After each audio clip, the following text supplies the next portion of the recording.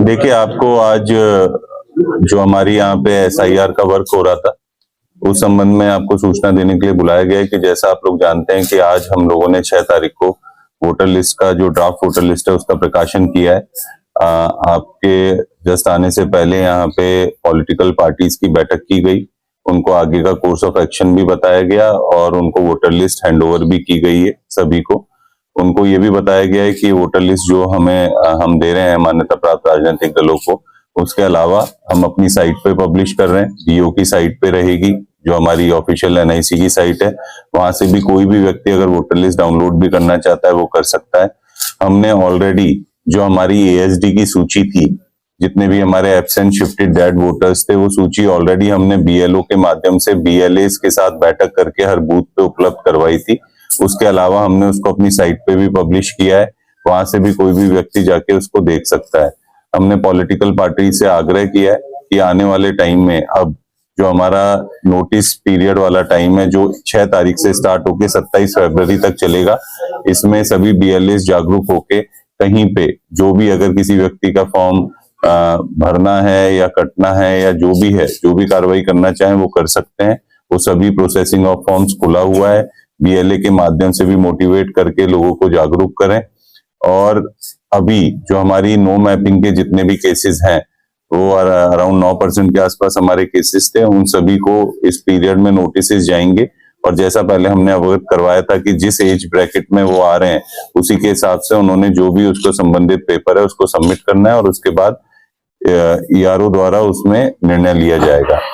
इसके अलावा हम लोगों ने ये भी सूचना सभी को दी है कि हमने जो बूथ्स का रैशनलाइजेशन किया है, उसमें हमने 368 बूथ्स बढ़ाए हैं, क्योंकि ये मानक था कि 1200 से ऊपर के जितने भी बूथ्स हैं उनको मतलब नया बूथ बनाया जाए उस जगह पे। तो नए हमारे 13 मतदान केंद्र और 368 बूथ्स बने। उनकी डिटेल्स भी, क्योंकि ये सभी चीजें पॉलिटिकल पार्टीज के साथ बैठक के बाद ही उपरांत निर्णय लिए गए, तो उनसे भी शेयर की गई है, उन्हें भी इसकी सूचना दी गई है। और इसी प्रकार जो शेड्यूल है कि 27 तारीख तक ये नोटिस पीरियड के बाद सभी चीजें चेक करके 6 मार्च को हम लोग वोटर लिस्ट का प्रकाशन, फाइनल वोटर लिस्ट का प्रकाशन करेंगे। इसके अलावा जो मैं कहना चाहता हूं कि हमारे जो MLC इलेक्शंस हैं उसकी भी जो सूची है वो भी हमने उसको पब्लिश किया है और उसमें हमारा फाइनल आंकड़ा 7112 का है। ये भी हमने आज पॉलिटिकल पार्टीज को सूची दी है कि वो रखें और इसको भी हम अपनी साइट पे पब्लिश कर रहे हैं। इसके अलावा हमने अपने सर्विस वोटर्स का भी प्रकाशन किया है, जो ड्राफ्ट वोटर लिस्ट है उसके साथ, वो हमारे 8419 है। इसमें भी मेरा आप लोगों के माध्यम से सभी लोगों को आग्रह है कि सर्विस वोटर्स के लिए भी ऑलरेडी एक डेडिकेटेड पोर्टल है और वो डायरेक्टली अपने फॉर्म्स वहां पे भर सकते हैं, तो वो भी उनकी भी प्रोसेसिंग स्टार्ट है और वो लोग भी अपने फॉर्म्स भर सकते हैं। जिन मकान नंबरों में कुछ मकान नंबर ऐसे भी दिखाई दे रहा है कि इस मकान नंबर में बाहरी लोगों को जोड़ दिया गया है। नहीं, देखिए, अगर कोई स्पेसिफिक कोई ऐसी है, क्योंकि पूरी इस बार काफी इंटेंसिव BLO ने एक एक घर जाके एक एक व्यक्ति के साथ एक एक फॉर्म्स का आकलन किया और लोगों ने फॉर्म्स खुद भरे हैं जिनको हम लोगों ने डिजिटाइज किए हैं। तो ऐसा नहीं है कि फॉर्म्स जो पब्लिक ने दिए हैं, जो अपने भर के रिटर्न किए हैं, उसी को हमने डिजिटाइज किया है। अगर कई जगह पे अगर आप जो बात बोल रहे हैं, अगर ऐसी कोई बात है, क्योंकि ये कोई भी हमारे पास ऐसी कंप्लेन नहीं आई है, पर अगर ऐसी कोई इशू है जो आपके संज्ञान में, तो आप बता सकते हैं, हम उस पर चेक करवाएं। मैं वही बोल रहा हूँ कि जो भी आपको लगता है ये जनरलाइज चीजें आप बोल रहे हैं, वो अगर आप देंगे लिखा पढ़ी में या कहीं पे भी आप पॉइंट आउट करेंगे तो हम उसको चेक करवाएंगे। तो टोटल जो हमारा ASD है, हमारा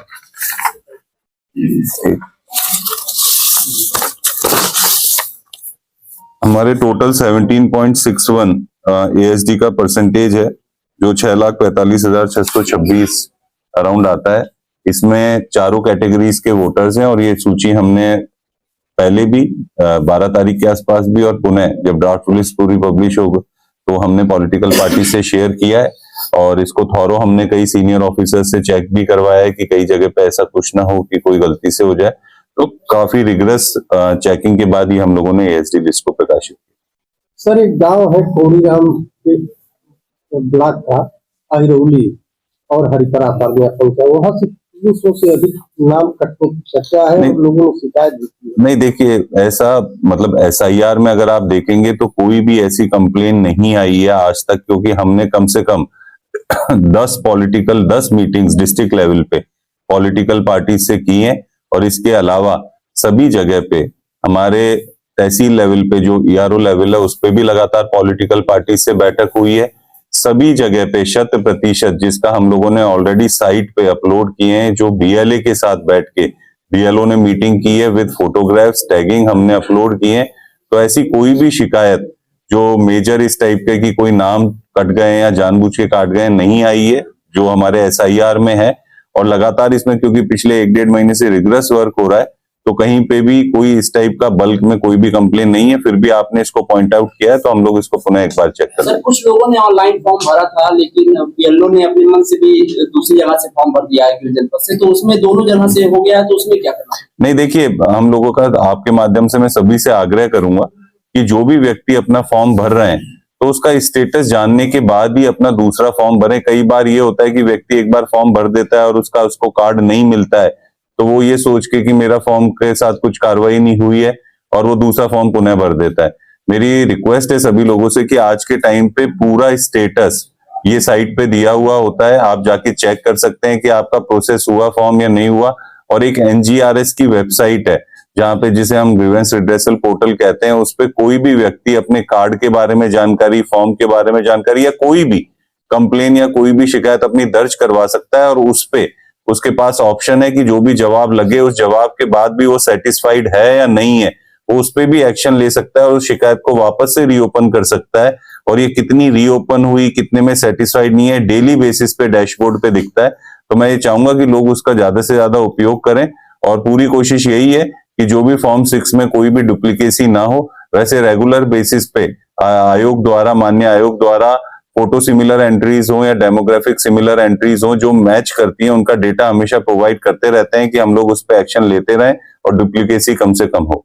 सर, एक मामला और आया है, मैपिंग दूसरे जगह से कर दी गई है और गांव में मैपिंग हो नहीं रही है। ये लोग नहीं देखिए, उसमें मैं आपको कहना चाहूंगा कि अगर कोई भी मैपिंग या कुछ भी चीज गलत, तो उसमें बहुत सारे चेक्स आयोग की वेबसाइट पे हैं जिसमें लॉजिकल एरर्स करके वो दिखते हैं और उनपे एक्शंस बीएलओ को और ईआरओ को लेना होता है। तो अगर कहीं पे किसी के द्वारा गलती भी हो गई है या कुछ गड़बड़ी भी हो गई है तो ऑटोमेटिकली उन चेक्स में आता है और उस पर हम रेगुलर एक्शंस लेते हैं और उनको सही करते हैं। तो ऐसा कोई इशू नहीं आएगा कि कहीं पे भी इस तरीके की गलती है। वो अगर आएगी तो वो रिफ्लेक्ट होगी और उसके हाथ के हाथ सही करेंगे। अगर किसी ने जानबूझ के किया, ऐसा कोई प्रकरण संज्ञान में आता है तो फिर खिलाफ कार्रवाई भी होगी। सर, परिवार के बीएलओ है, उनसे हमने बात भी की, लेकिन वो नाम अनमैपिंग नहीं कर रहे हैं, जिससे हमारे गांव का ही मामला नहीं, है। अगर कोई ऐसी स्पेसिफिक शिकायत है तो आप मुझे बता सकते हैं, उसको हम अलग से एड्रेस कर देंगे।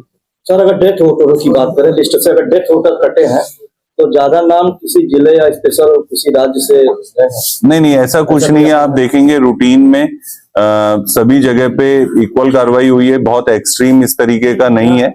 रेंज भी बहुत ज्यादा ऐसे वेरी नहीं कर रही है।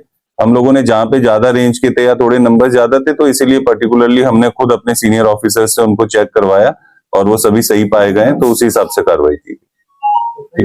Thank you.